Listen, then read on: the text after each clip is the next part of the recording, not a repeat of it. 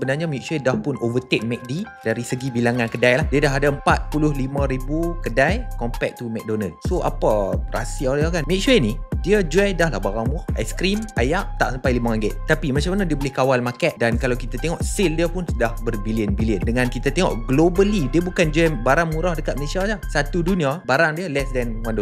So dia ada dua rahsia lah. Aku kaji-kaji tengok kan. Satu, dia ada 45,000 kedai. Kalau kita tengok 95% gerai-gerai dia dalam dunia ni bukan dia punya pun. Milkshake ada dalam 5% je kedai dia. So dia expand guna konsep franchisee lah dia orang. Dan best part selalunya game-game franchise ni, mereka nak makan duit, mereka cah lah royalty. Mereka tak cah langsung. So aku tengok, macam mana buat untung ni? Masuk point number 2. Kenapa dia boleh successful?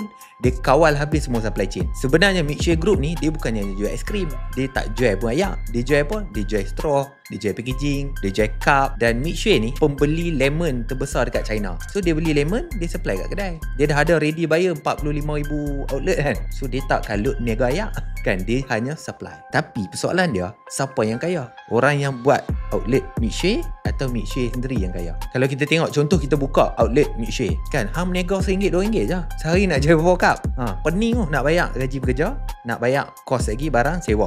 So bila kita tengok sini, hak mana lagi mudah? Hak nak pergi jual ayak RM1, RM2 atau jadi pemilik bersama Milkshake, beli saham dia. Bulan lepas saham Milkshake dah naik 120%.